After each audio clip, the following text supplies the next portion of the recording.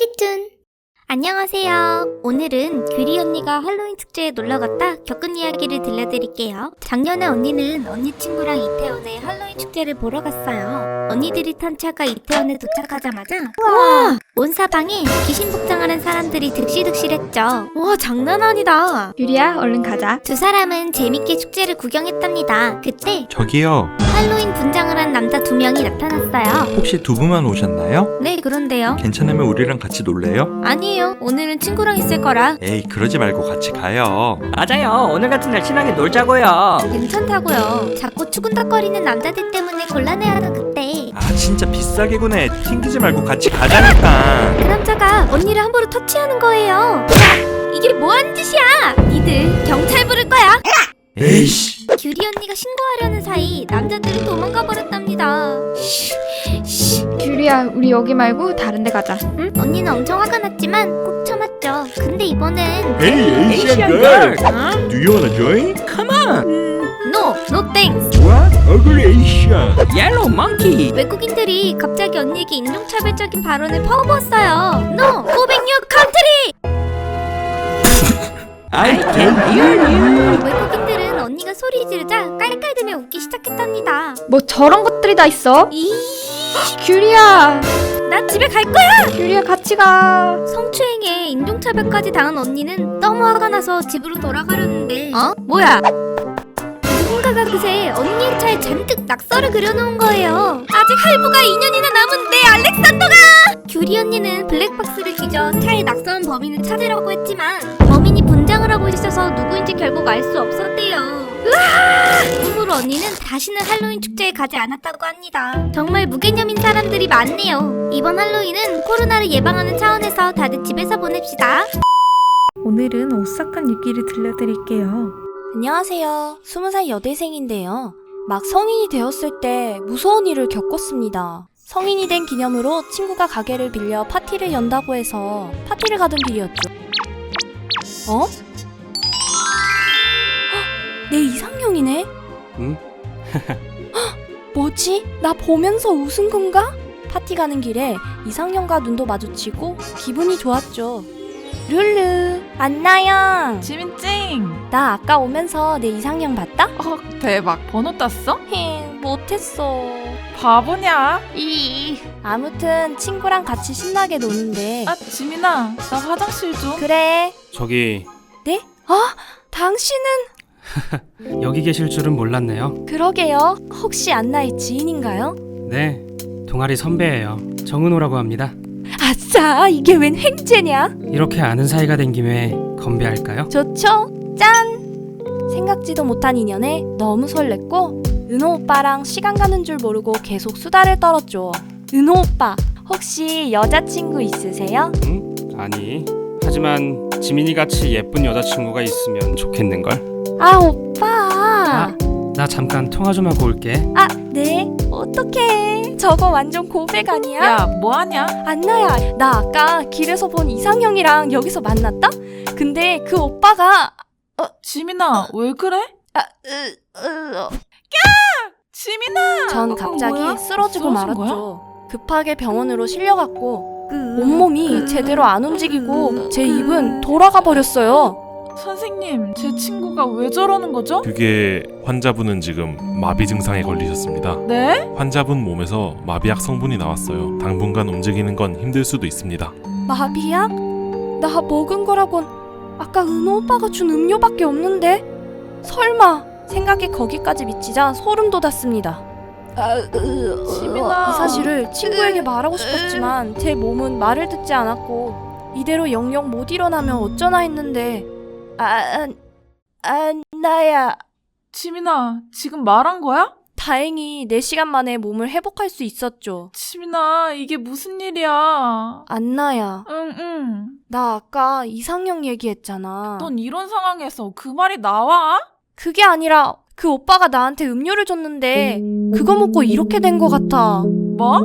그 자식 뭐야? 당장 신고해야지. 근데 그 사람이 네 동아리 선배래. 뭐? 전 친구에게 은호 오빠의 생김새에 대해 말해줬죠. 그런데 지민아, 놀라지 말고 들어. 내가 동아리를 했던 건 맞지만 우리 동아리엔 은호라는 사람이 없었어. 뭐라? 뭐라고? 그리고 파티에 참석했던 사람들 모두 그런 남자를 못 봤다는데 너 도대체 누굴 만난 거야? 뭐? 설마. 정말 귀신에 홀린 것 같았습니다. 절 이렇게 만든 범인은 결국 잡지 못했죠. 다시는 이런 일을 겪고 싶지 않습니다. 큐리야, 여긴... 말도 안 돼. 오늘은 규리 언니가 겪었던 무서운 얘기를 들려드릴게요. 규리 언니는 신입생 시절 친구들과 파티를 즐겨하고 뒤풀이로 꼭 노래방을 찾았는데요. 자기야, 3차는 어디로 갈까? 어디긴 어디야. 당연히 노래방이지. 여긴 좀... 어서 들어가자. 그날도 어김없이 노래방을 찾았고 여기요. 사람 4명이요. 아이 참, 여긴 사람이었는데 아무도 없냐? 규리야, 그냥 가자. 여기 뭔가 이상해. 거기 손님이신가요? 깜짝이야. 저희 노래 부르러 왔는데요. 4명이죠? 그럼 저쪽 방으로 가세요. 네. 야, 같이 가. 뭔가 음산한 분위기에 다들 오싹했다고 해요. 뭐야, 기분 나빠. 무서웠던 분위기는 있고 신나게 흔드는데 유후, 야호, 신난다. 그런데 그때 뭐야? 시비 거는 건가? 무서워, 규리야. 뭐야? 해보자는 거냐? 야, 남규리! 우리도 쳐! 언니들은 덩달아 벽을 치기 시작했고 시끄럽던 벽은 조용해졌어요. 드디어 조용해졌네. 야, 우리 그냥 집에 가자. 무슨 소리야? 서비스까지 주셨는데. 맞아. 돈 아깝지도 않냐? 돈이 아깝기야 하지. 잠시만, 이게 무슨 소리야? 무슨 소리긴 개소리지. 농담이 나오냐? 수상한 울음소리는 점점 더 커졌고 봐, 내가 여기 이상하다고 했잖아. 아, 진정해봐. 차여서 우는 거겠지. 안 그래? 엄마! 왜 그래? 저기. 뭐야? 아, 너무 무서워, 규리야. 이씨, 이게 뭐한 짓이에요? 하지만 그 자리엔 아무도 없었어요. 소리야, 진정해. 야, 안 되겠다. 나가야 될 것 같아. 야, 남규리! 그게 좋겠다. 언니들은 그대로 노래방을 빠져나왔죠. 다음날 날이 밝고 다시 그 자리를 찾은 언니들은 놀랄 수밖에 없었어요. 규리야, 여긴... 그곳엔 폐업한 노래방만 덩그러니 있었으니까요. 며칠 후 그래서 그때 개소리가 엄마 하고 야, 내가 언제 그랬어? 야, 얘들아, 이제 와서 하는 얘긴데. 그때 내가 문을 박차고 나갔었잖아. 그랬지? 그게 왜? 그때 우리 문 앞에 목이 축 늘어진 여자가 서 있었어. 그리고 우리 방 옆엔 방이 없더라. 그날 벽을 친 건 누구였을까?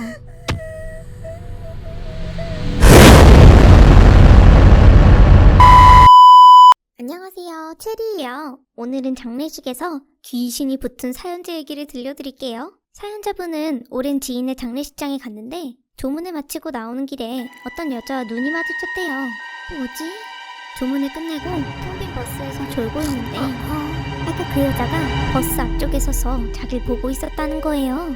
그때부터 조금씩 섬뜩하더래요.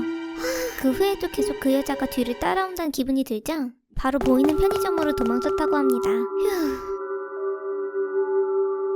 아니, 저 사람 진짜 뭐지? 혹시 귀신은 아닐까 불안해하는데. 찾으신 거 있으세요? 깜짝이야. 아, 죄송합니다. 아니에요. 저 혹시 저 밖에 있는 여자 보이세요? 여자요? 저 차 앞에 있는 분이요? 네. 잘 보이는데요? 사연자는 귀신에게 홀린 건 아니라고 생각해서 안도했대요.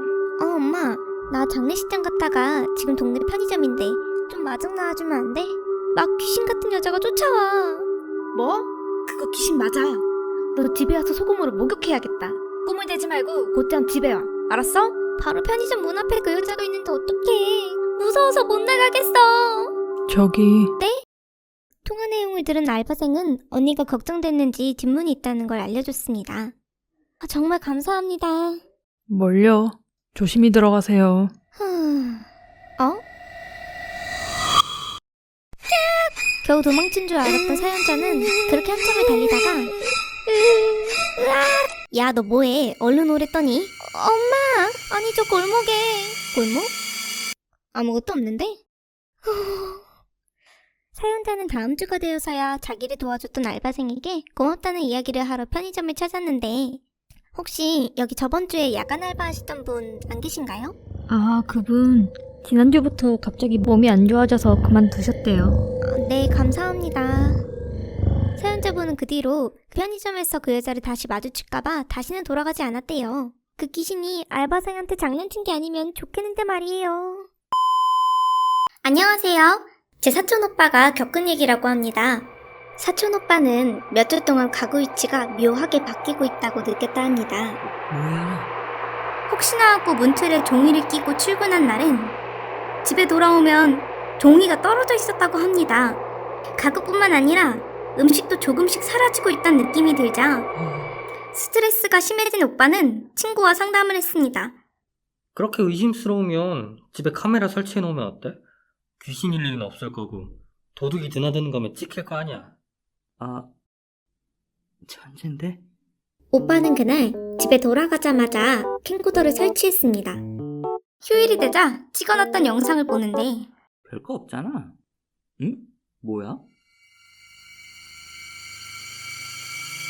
아, 뭐야? 고양이였어? 안 도와준 오빠는 곧 고양이의 행동이 이상하다고 생각했습니다. 고양이가 오빠의 옷장을 집요하게 긁고 있었어요. 낯선 손을 본 오빠는 기겁했습니다. 무엇보다도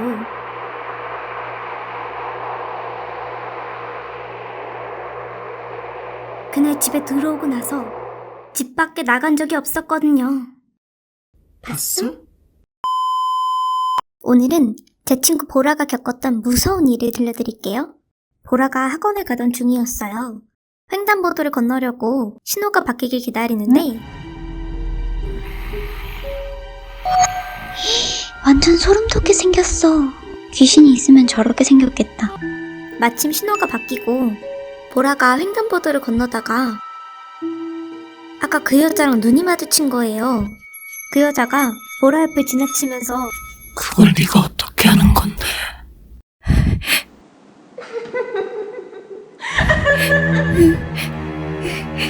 겁에 질린 보라는 신호가 바뀐 줄도 모르고 서 있었대요. 그 뒤로 갑자기 어디가 아프거나 물건이 망가진다거나 악몽을 꿨고 요즘 왜 이러지? 뚜렷한 원인을 찾지 못했다고 합니다. 그날 보라가 만났던 여자는 정말 귀신이었을까요? 안녕하세요. 오늘은 미국에서 실제로 있었던 일을 들려드릴게요. 요즘 미국에선 젊은 사람들 사이에서 코로나 파티라는 것이 유행한대요. 코로나 파티란 파티 참석자 중 가장 먼저 코로나 바이러스에 감염된 사람에게 상금을 지급한다는 황당한 파티였죠. 캘리포니아에 살던 A씨도 코로나 파티에 초대받게 됩니다. 여보세요. 야, 코로나 파티 갈래? 우승하면 상금도 준다던데? 뭐? 당연히 가야지. A씨는 파티장으로 향했고 코로나 걸리면 아프려나? 기껏해야 독감 정도겠지. 그는 코로나를 일종의 감기로 생각하고 파티를 즐겼습니다. 몸이 으슬으슬한데? 잠깐, 혹시 코로나 바이러스에 걸린 건가? 예스! 100만 원은 이제 내 거야. 얘들아, 나 코로나에 걸린 것 같아. 우와, 축하해. 에이, 내가 먼저 걸렸어 했는데. 그렇게 A씨는 상금을 받고 기쁜 마음으로 친구들에게 한턱을 쏩니다. 나무 상금으로 뭘 할까나?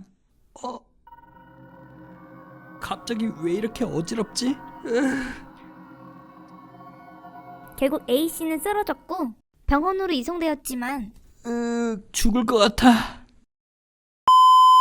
끝내 사망하고 말았습니다. 그는 죽기 전 간호사에게 이런 말을 남겼다고 해요. 제가 멍청했어요.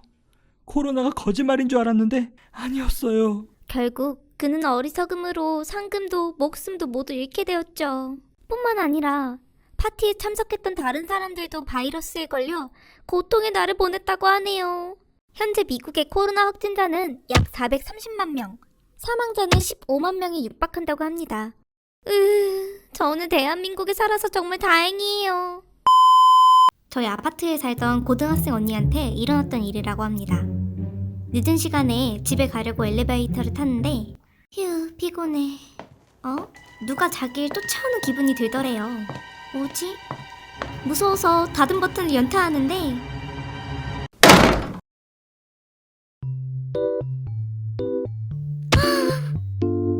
휴, 놓칠 뻔했네. 난 심장 떨어질 뻔했네. 이 사람 10층 사나? 모델인가? 되게 잘생겼다. 학교가 이제 끝났나 봐요. 아, 네. 고등학생이신 것 같은데 고생이 많으시네요. 아니에요. 괜찮습니다. 그럼 들어가세요. 아, 네. 휴, 이상한 사람인 줄 알았는데 다행이야. 그때 학생, 네?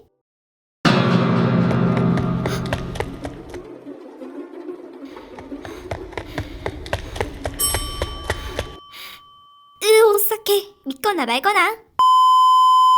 쌍둥이, 아니 새쌍, 뇌쌍 모두 열쌍둥이입니다. 뭐라고요? 오늘은 열쌍둥이를 임신한 임산부가 실종된 얘기 들려드릴게요. 어느 한적한 마을에 부부가 살았는데 열쌍둥이를 임신해서 엄청 유명해졌었죠. 배가 남산만해졌네. 여보, 열쌍둥이라니 믿기지가 않아. 이 녀석들 나오기만 해봐. 스포츠단으로 키워야겠는걸? 뭐?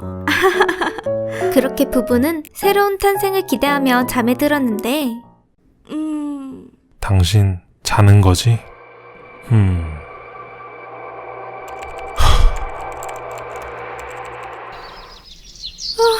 잘 잤다. 응? 여보! 응? 이게 뭐야? 아, 벌써 봤어? 뭘 이런 걸 해. 이게 다 우리 가족을 위한 일이야. 우리 생활로는 열쌍둥이 키우는 게 어려우니까.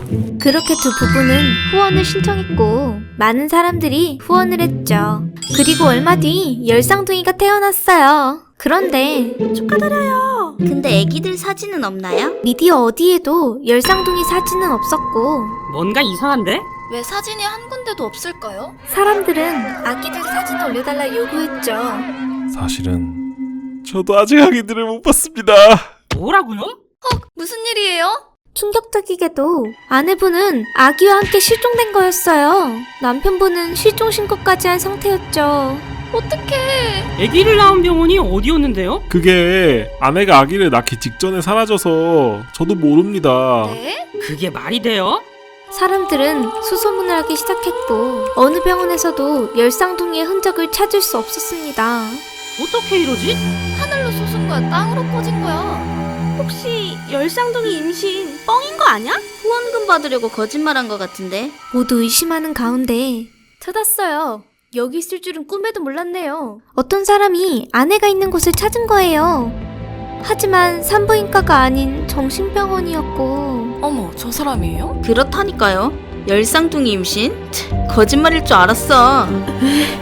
아니 왜 안 된다는 겁니까? 아내분이 만나는 걸 거부하고 있어서 안 됩니다. 그럼 아기들이라도 어떻게 된 건지 알려주세요. 제발요. 아 참, 이거 놓으세요. 저도 모른다고요. 아내는 남편을 만나주지 않았죠. 대신 자신의 SNS에다 글을 올렸는데 출산한 건 맞지만 아기들의 행방을 공개하지 않을 거예요. 이 모든 건 남편이 기부금을 받으려고 벌인 해프닝이라고요. 아내의 SNS 글에 다들 혼란스러워했고 두 부부의 자작극이 아니냐며 비난했지만 전 열쌍둥이 출산 소식을 믿지 않습니다. 출산이 확인 안 된 상황에서 후원금을 지원받을 수도 없고요. 남편의 발언에 사건은 더 미스테리해졌죠. 결국 열쌍둥이가 진짜 세상에 나왔는지 남편이 후원금을 모으기 위해 벌인 해프닝인진 알 수 없게 되었다고 하네요. 과연 진실은 무엇일까요? 이 일은 실화를 바탕으로 제작되었습니다. 안녕하세요, 체리예요. 오늘은 미신에 집착하는 이모를 둔 사연자분의 이야기를 들려드릴게요. 저희 이모는 정말 다정하고 어릴 때부터 절 챙겨주신 좋은 분이세요. 그런 이모에게도 한 가지 문제점이 있는데 바로 미신에 너무 집착하는 거예요.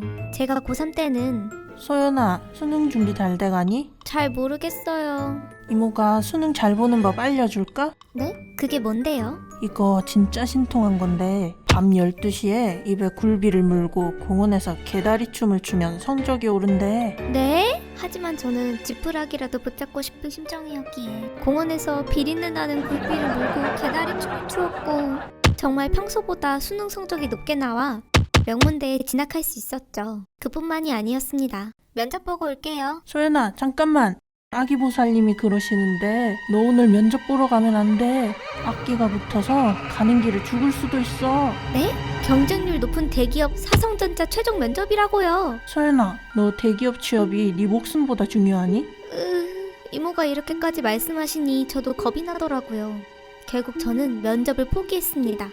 그런데 그날 속보입니다. 응? 오늘 3시경 일어난 버스 추돌 사고는 놀랍게도 제가 탈 뻔했던 버스의 사고 소식을 듣게 되었죠. 이뿐만이 아니라 이모는 저의 100만원 복권 당첨, 사귀던 남친이 쓰레기라는 사실 등등 모든 일을 다 맞추셨고 저는 더욱 이모를 맹신하게 되었습니다. 그리고 시간이 지나 저는 운명의 상대를 만났고 결혼을 약속하게 되었죠. 소연아. 이모? 너 약혼한 친구 생일이 어떻게 되니? 1994년 9월 30일 생이에요. 근데 왜요? 너 그 사람이랑 결혼하면 안 돼. 내가 그 친구 사주팔자를 보니까 어깨에 한이 맺힌 처녀 귀신이 붙어 있어. 그 친구랑 결혼하면 너 죽을 팔자야. 당장 파혼해. 네? 그럴 수가. 너무나 사랑했던 사람이었지만 그간 이모의 예언이 틀린 적이 없었기에 저는 파혼을 결정했습니다. 그리고 얼마 후 소연아, 오랜만. 너 파혼했다며? 대체 무슨 일이야? 응? 아니, 이모가 그 사람이랑 결혼하면 내 앞길이 막힌대. 뭐? 그 점쟁이 이모? 너도 참 제정신 아니다. 그렇다고 사성전자 회장 아들이랑 파혼을 해? 뭐라고?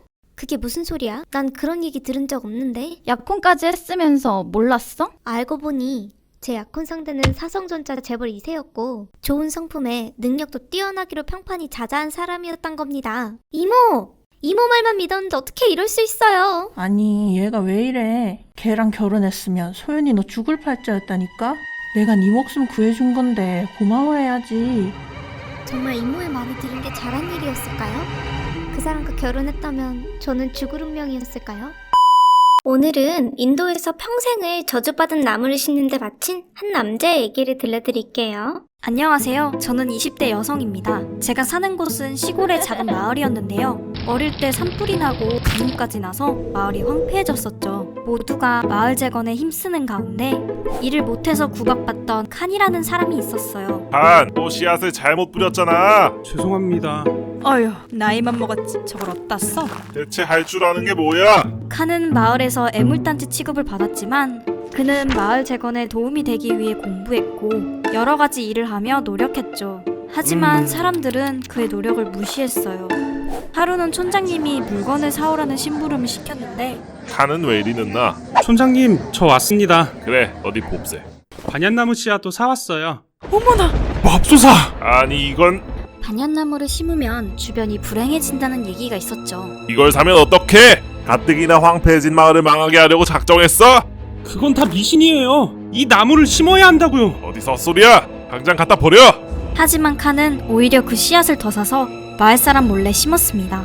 사실을 안 사람들은 분노했고 문 좀 열어줘요. 전 나무를 심어야 한다고요. 칸이 더 이상 나무를 못 키우게 막았죠. 나무에 홀린 게 분명해? 저주 때문에 정신이 나갔나봐요. 그러나 칸은 나무를 계속 심었고 마을엔 불길한 기운이 퍼져갔어요. 그는 갈수록 나무에 집착했습니다. 그러던 어느 날 이봐! 그 씨앗 버리랬지? 촌장님! 마을에 가뭄이 더 심해졌어. 그 씨앗이 불행을 몰고 온 거라고! 아닙니다. 그렇지 않아요. 이제 못 참아. 마을에서 당장 나가! 네? 쫓겨난 칸은 마을 변두리에 오두막을 짓고 생활하게 됐죠. 하지만 계속된 과문에 지친 사람들은 결국 마을을 떠났고 그렇게 혼자 남은 칸의 소식을 알 수 없었습니다. 저희는 옆마을로 이주했지만 똑같이 일했음에도 외부인이라며 차별받았고 모두들 고향을 그리워하기 시작했어요. 그 후 시간이 흘러 저는 성인이 되었고 가끔씩 칸이 어떻게 되었는지 궁금했던 저는 버스를 타고 고향으로 가봤죠. 그런데 이럴 수가. 마을은 풍요로운 땅으로 변해 있었어요. 대체 어떻게 된 거지? 이 마을엔 어쩐 일로?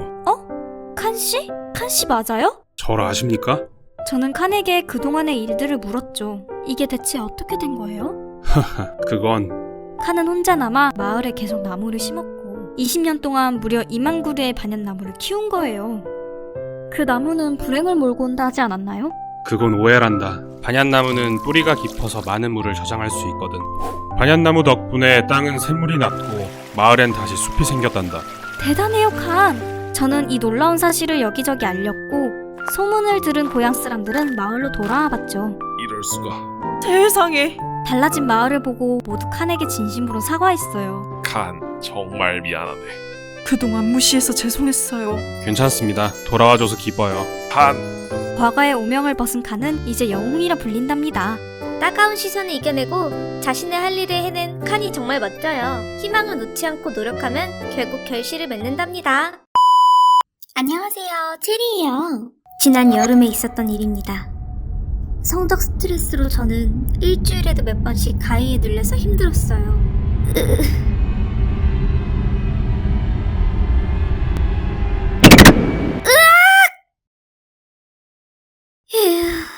무슨 일 있어? 실은 말이야. 저는 친구에게 가위 눌린 이야기를 들려주게 되었어요. 제 절친은 뭔가를 골똘히 생각하더니 그럴 땐 해결책이 있어. 가위에 누를 때는 말이야. 야한 생각을 해. 뭐? 야한 생각? 제정신이 아니라고 생각했어요. 그날 밤 저는 어김없이 가위에 눌리고 말았습니다. 또야. 그 귀신이 어제 그 자리에서 저를 바라보고 있었는데 소름이 쫙 끼쳤습니다. 야한 생각을 해. 문득 친구가 알려줬던 해결법이 떠올랐습니다. 저는 제가 할 수 있는 최고수의 야한 생각을 해보려고 노력했죠. 갔나? 저는 더 열심히 야한 생각을 했어요.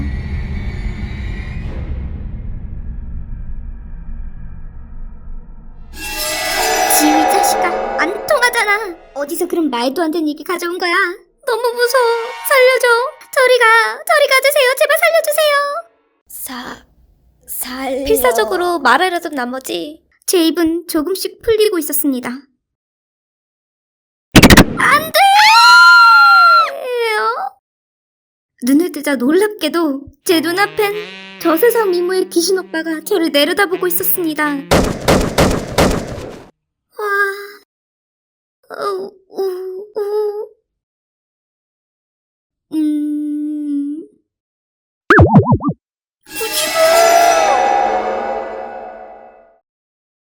꿈에서 깨어나버려 그 귀신을 붙잡을 수는 없었습니다. 저는 그렇게 사랑의 힘으로 가해를 극복했답니다. 그날 밤 도망간 귀신은 다시는 제 꿈에 나타나지 않았어요. 저는 요즘 따라 그 귀신 오빠가 다시 보고 싶네요. 가위라도 눌리면 다시 나타나줄런지. 참고로 가위는 수면마비라고도 하며 과로와 불규칙한 생활 등이 원인이라고 하네요. 모두들 건강하고 규칙적인 생활. 오늘은 수상한 유튜버에 대한 이야기를 들려드릴게요. 안녕하세요. 저는 먹는 것을 좋아하는 평범한 20대 여성입니다. 길어지는 코로나로 지친 마음을 얼마 전부터 먹방에 빠져서 달래고 있는데요. 그 중에서도 최근에 구독하기 시작한 인기 유튜버가 있어요. 이 유튜버는 특이하게 커다란 안대를 쓴 신비주의 컨셉으로 사람들의 주목을 끌었습니다. 그런데 지난달부터 그 유튜버가 어딘가 이상하게 변해버린 것 같았습니다. 처음에는 그냥 평범한 먹방이었는데 뒤로 갈수록 유튜버 몸에 상처가 들어가고 어떤 날은 자꾸 이상하게 그릇을 두드리는데 밑에 이런 댓글이 있더라고요. 이 부분 모스부호로 살려줘라는 뜻 아니야? 협박당해서 촬영하는 것 같아요. 저 상처는 누구한테 맞은 것 같은데 너무 걱정돼요. 표정이 안 좋아요. 설마 하는 생각이 들었지만 그 의심이 확신으로 바뀐 건 며칠 후에 올라온 영상에서 들린 어떤 낯선 남자의 목소리 때문이었어요. 뭐가 이렇게 오래 걸려? 죄송해요. 영상 속 카메라 뒤에는 수상한 누군가가 있는 것 같습니다.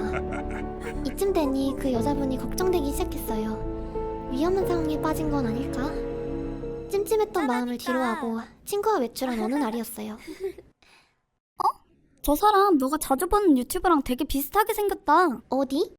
한 여대생 실종 사건 포스터가 눈에 들어왔어요. 포스터 속 여자의 얼굴은 언뜻 보였던 그 유튜버와 꼭 닮아 있었습니다. 그 사람 맞는 것 같아. 뭐 정말? 어떡해?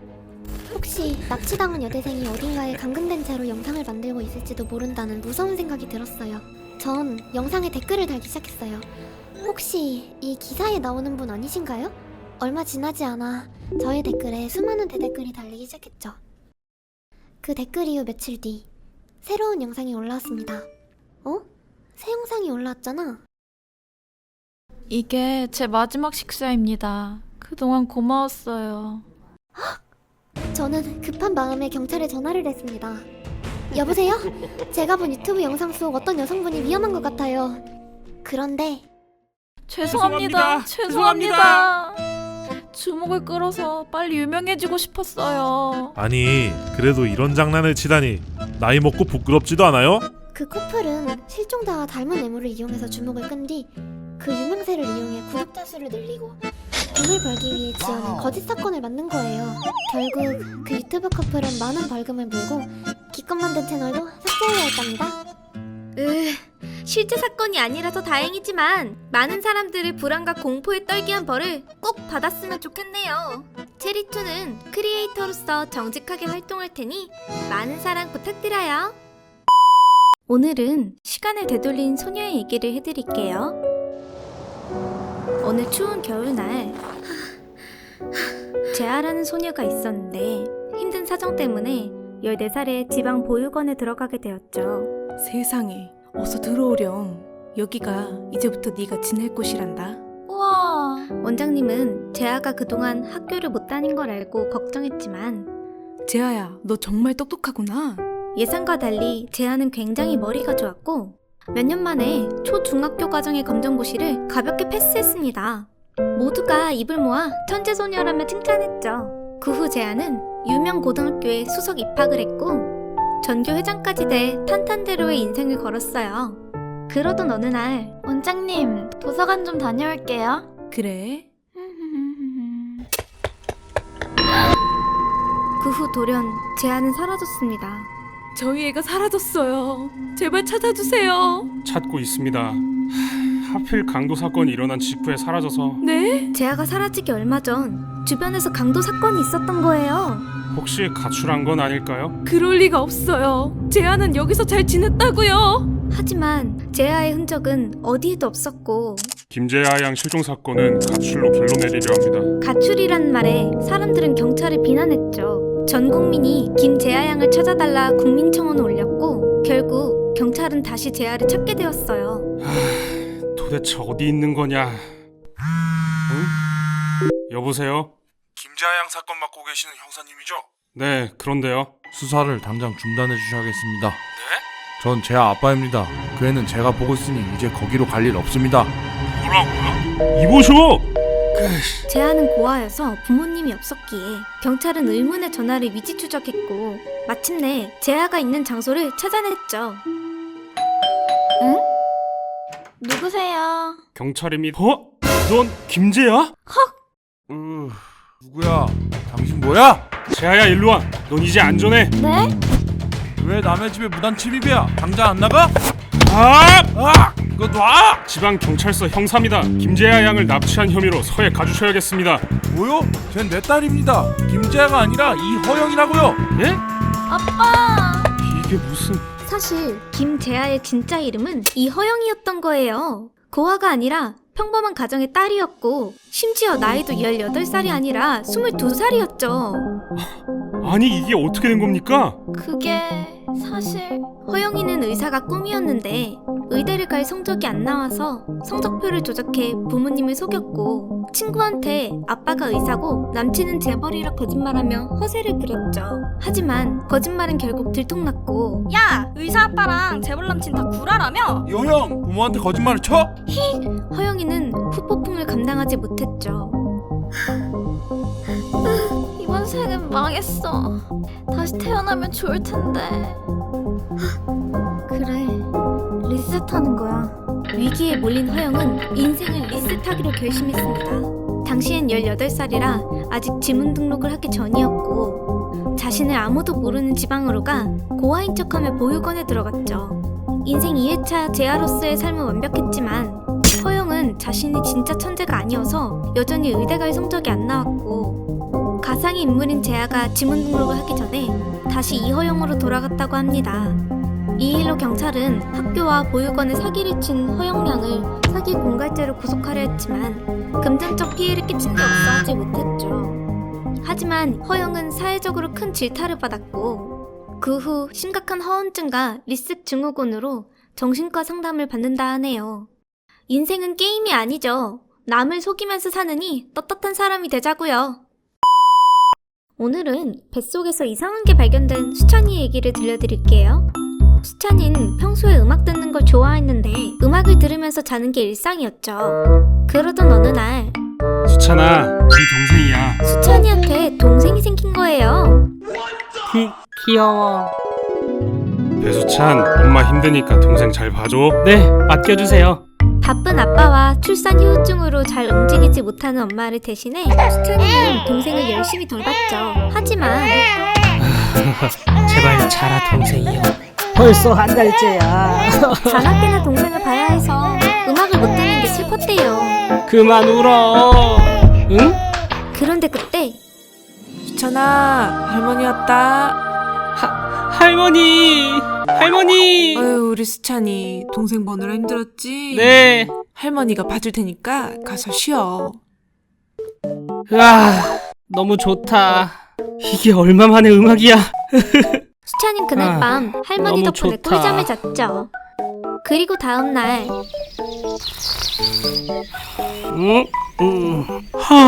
잘 잤다. 오랜만에 음악 들어서 좋아. 응? 이어폰이 없어. 자다가 그만 이어폰을 잃어버린 거예요. 어디에 떨어뜨린 거지? 하지만 아무리 찾아도 이어폰은 나오지 않았고 도대체 어디 있는 거야? 안 돼. 용돈 모아서 겨우 산 건데. 내 이어폰. 수찬아, 괜찮아? 어딘가에 있을 거야. 지우야, 나 속이 답답해. 갑자기 속이 안 좋다고 하고 물이라도 마실래? 고마워. 응?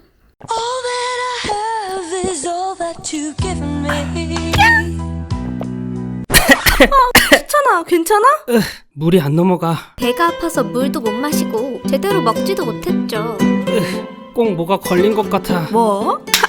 너 설마 자다가 이어폰 삼킨 거 아니야? 설마. 설마. 수찬아, 우리 병원 좀 가보자. 응. 아니 어쩌다 그러셨어요? 여기 사진 보이시죠? 식도 하부에 이어폰이 있어요. 이대로 두면 식도에 상처가 나서 위험합니다. 네?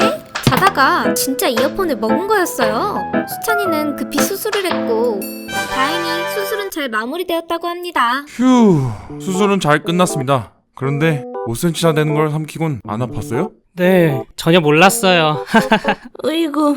수찬이는 그 후로 잘 땐 절대 이어폰을 안 꽂는다네요. 정말이지 못 말린다니까. 이 이야기는 미국 매사추세츠주 우스터에 사는 한 남성의 일화를 바탕으로 각색하였습니다. 모두 잘 때는 이어폰을 조심하도록 해요. 얼마 전 저희 언니에게 있었던 일입니다. 언니가 호기심에 데이트 어플을 깔았는데 어머, 이게 뭐야? 그 어플에 있는 프로필을 내리면서 보다가 거기서 중학교 시절 첫사랑 프로필을 봤다고 해요. 언니는 설레하며 문자를 보냈는데 너 목동 중학교 다녔던 박진수? 남규리? 오랜만이다. 잘 지내? 와, 여기서 볼 줄 몰랐네. 잘 지내지? 너는? 나야 뭐. 반가운 마음에 이런저런 중학교 시절 썰을 풀다가 근데 너 아직도 물레동 살아? 아, 아니, 이사한 지 좀 됐어. 아, 정말? 어디로 이사했는데? 당산동. 어느 아파트? 당산역에 있는 레미안. 뭐야? 놀러 오게? 나중에 오면 밥 한번 먹자. 아, 맞아. 물레역 옆에 있던 슈퍼 핫도그 가게로 바뀜. 요즘 집에 온 길에 맨날 사 먹는 것 같음. 어느 순간부터 친구의 말이 점점 없어졌다고 해요. 자? 시간이 늦긴 했네. 찾았다. 응? 찾았다? 뭐지? 그래서 완전 웃겼잖아. 완전 쓰레기네. 아, 그리고 보니까 걔 기억나? 중학교 때 우리 반이었던 박진수? 진수? 내가 걔 엄청 좋아했잖아. 근데 얼마 전에 데이트 어플에서 걔 만났지 뭐야? 뭐? 무슨 말이야? 걔 1년 전에 교통사고로 죽었는데 소식 못 들었어? 뭐? 충격을 받은 언니는 더 이상 그 이야기를 꺼내지 못하고 그날 밤 바로 데이트 어플을 삭제했다고 해요. 그때 언니는 대체 누구와 대화하고 있었던 걸까요? 찾았다. 선생님, 제 다리가 갑자기 왜 이런 거죠? 하반신에 마비가 왔습니다. 네? 대체 왜요? 혹시 다주하세요? 네? 그건... 오늘은 나쁜 습관으로 인해 평생 휠체어를 탈 뻔한 얘기를 해드릴게요. 규리 언니한텐 하빈이라는 친구가 있는데요. 멀쩡한 겉모 습관 다르게 씻는 걸 아주 귀찮아했대요. 그래서 화장도 안 지운 채 그냥 잠든 적도 많았다고 합니다. 문제는 씻는 것만 귀찮아하는 게 아니라 들어와. 실례 언니. 청소까지 안 해서 방도 엄청 더러웠대요. 돼지우리네. 아, 찾았다. 자, 이 책 빌리고 싶다며. 고마워. 아니야, 괜찮아. 뭐야 갑자기? 응? 아, 남친 다 와간대. 좀 이따 나가자. 알았어. 근데 너 뭐해? 화장하려고. 요즘 여드름이 너무 심해진 거 있지? 야, 너 진짜 그걸로 화장하게?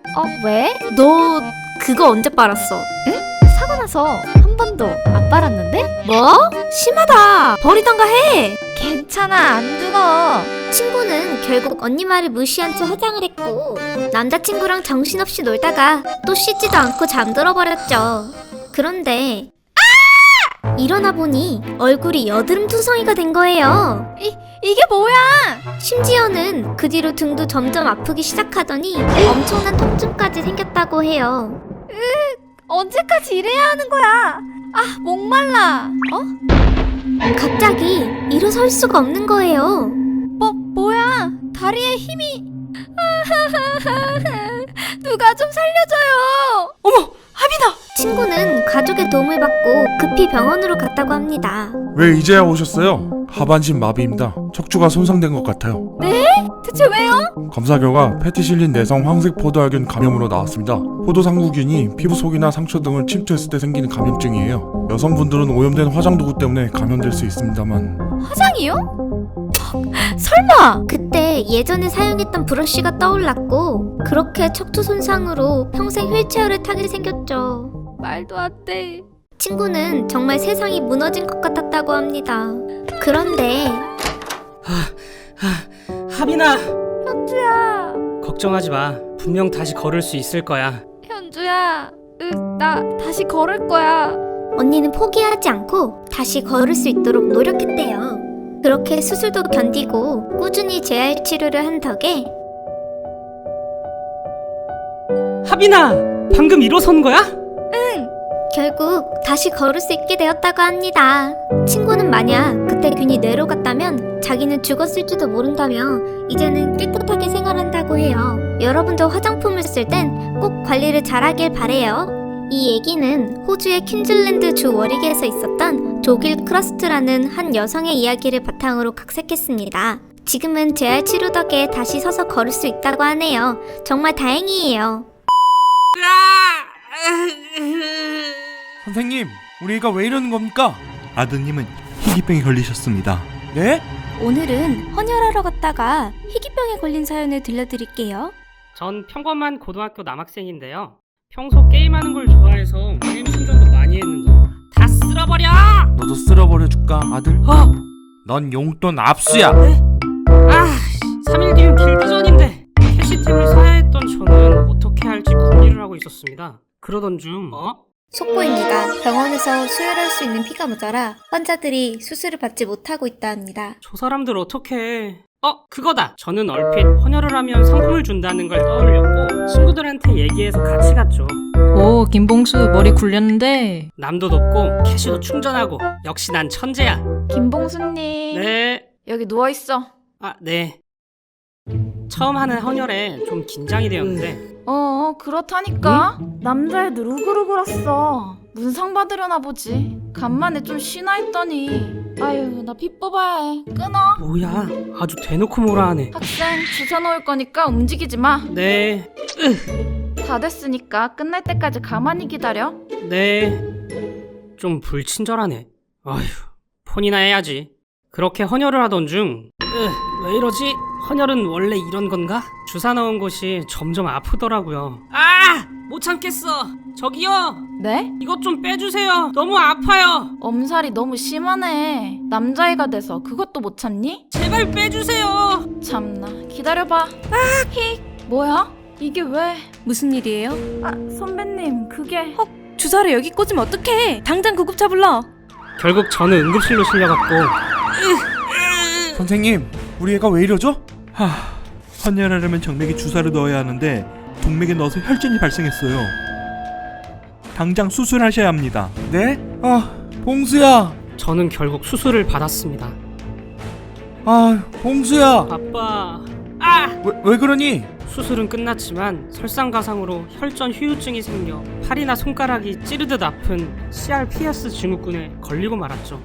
진통제를 먹지 않으면 일상생활이 어려웠고 너무 아파서 기절도 수없이 했습니다. 영영 나아지지 않으면 어쩌나 걱정했는데 다행히 몇 년 후 점점 후유증이 나아져 지금은 많이 좋아졌습니다.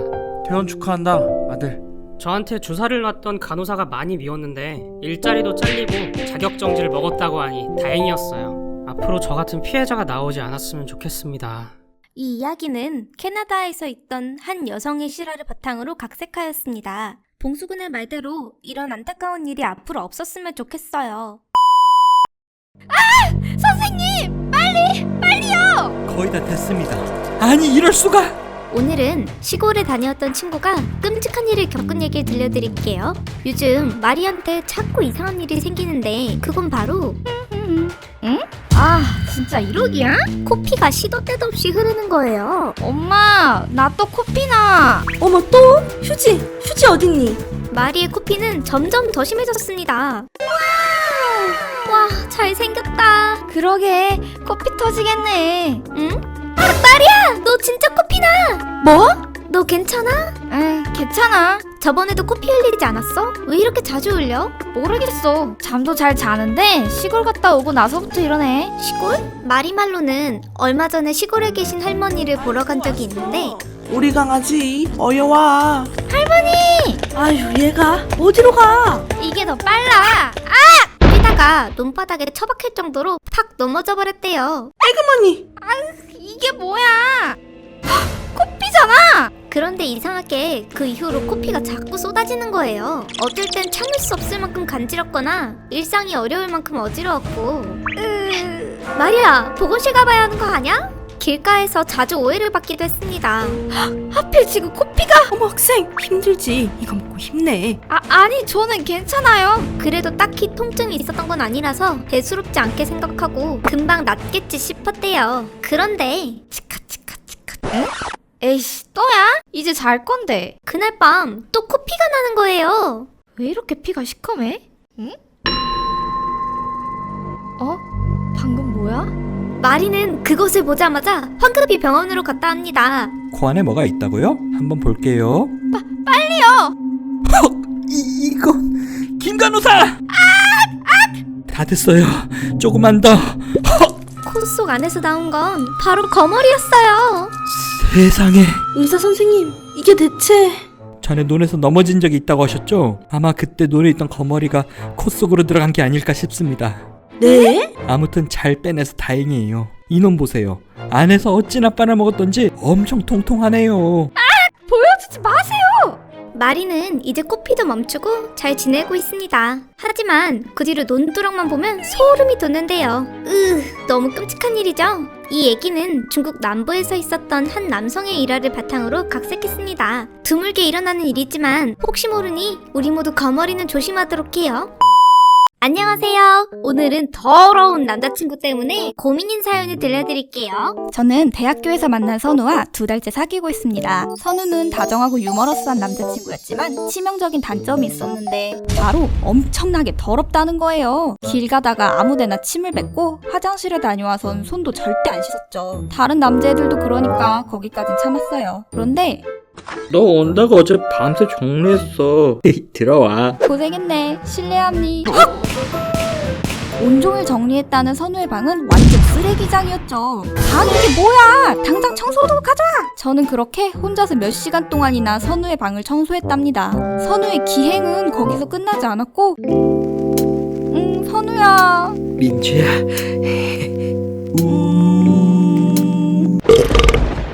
첫 키스 때 선우가 제 얼굴에 대고 트림을 한 거예요. 우에! 아 냄새! 너 연자 닦았어! 글쎄 일주일 전? 뿐만 아니라 선우는 자기가 깎은 발톱 냄새를 맡거나 어깨에 비듬을 묻히고 다니는 등 지저분한 짓들을 반복했고 민주야.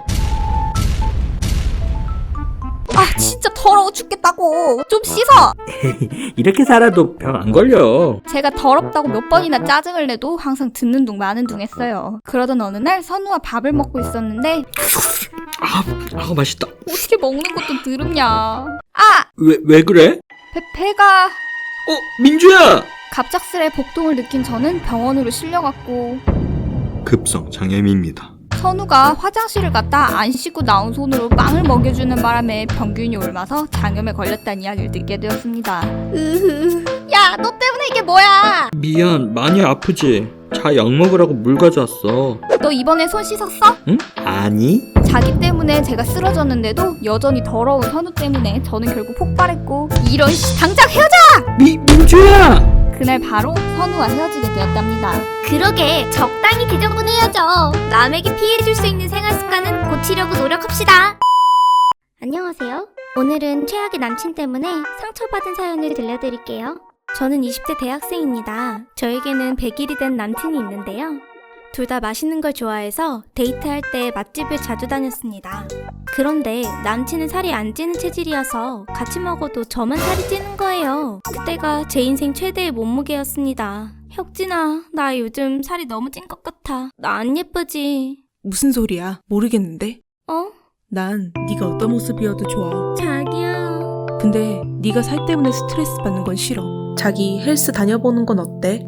그럴까? 남친의 권유로 헬스를 다니기 시작했는데 회원님 더 버티세요. 운동과 식단 조절을 병행해서 그런지 더 허기가 지는 거예요. 배고파. 치킨이다. 거기 만나 치킨이죠? 결국 저 운동을 해서 살이 더 쪄버렸죠. 헉! 2kg나 늘었잖아. 남친은 제가 속상해하는 모습을 보더니 진아야, 많이 힘들지? 혁진아. 안 되겠다. 나 네가 이렇게 힘들어하는 거 더 못 보겠어.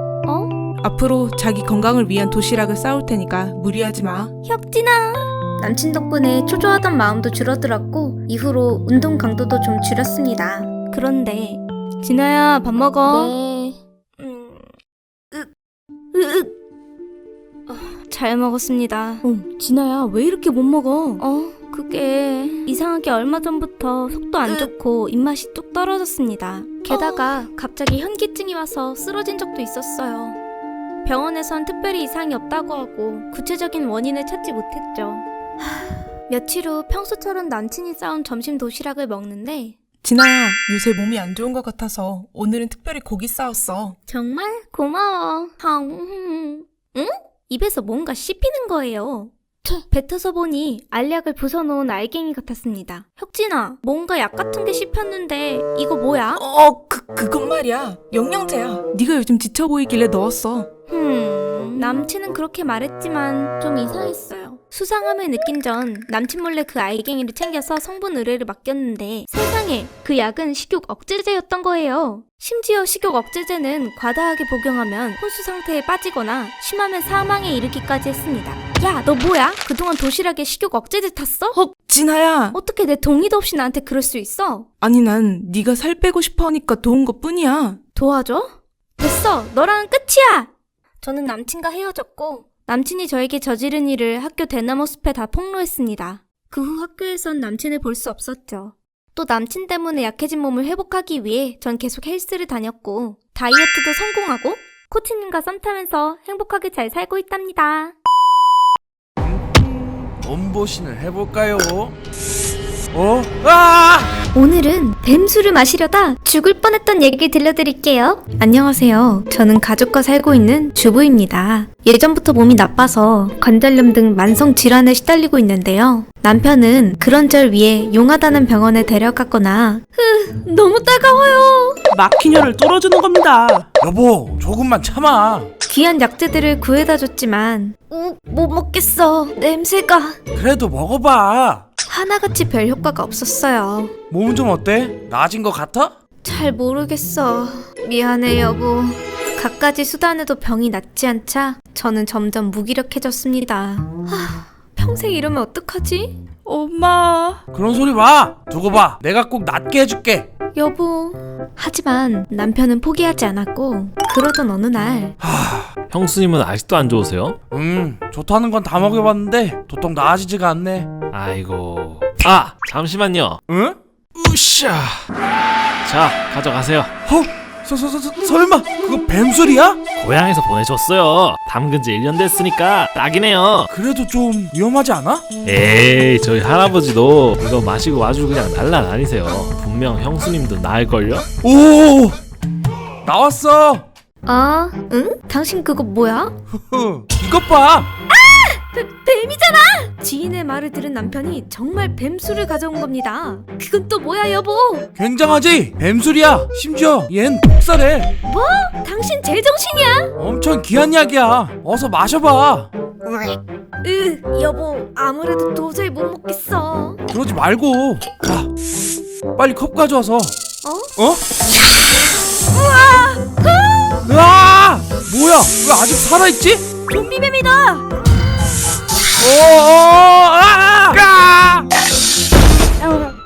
여보!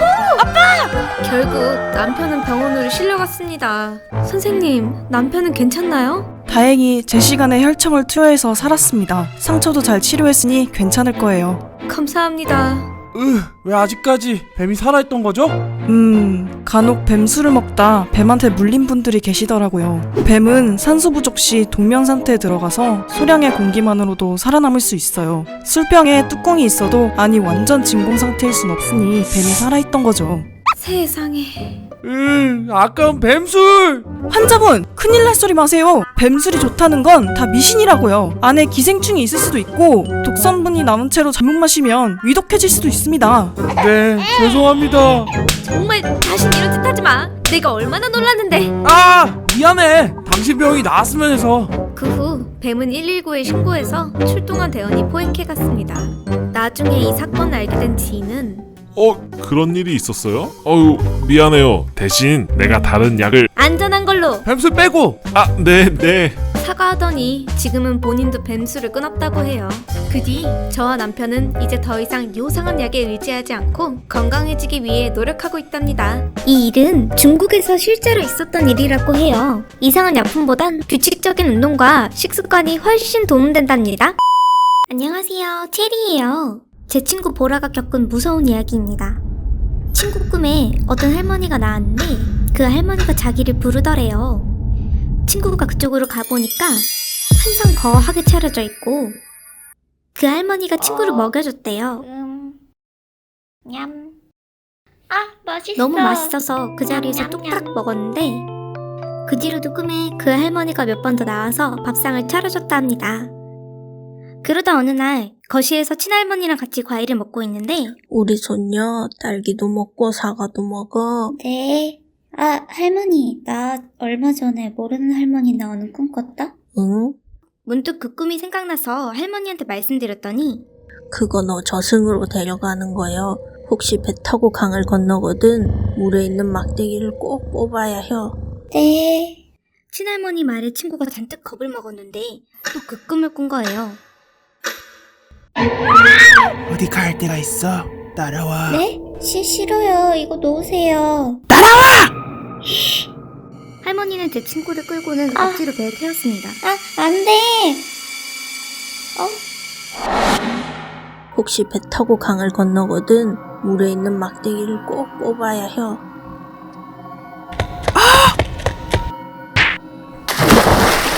누가 나를 잡았어?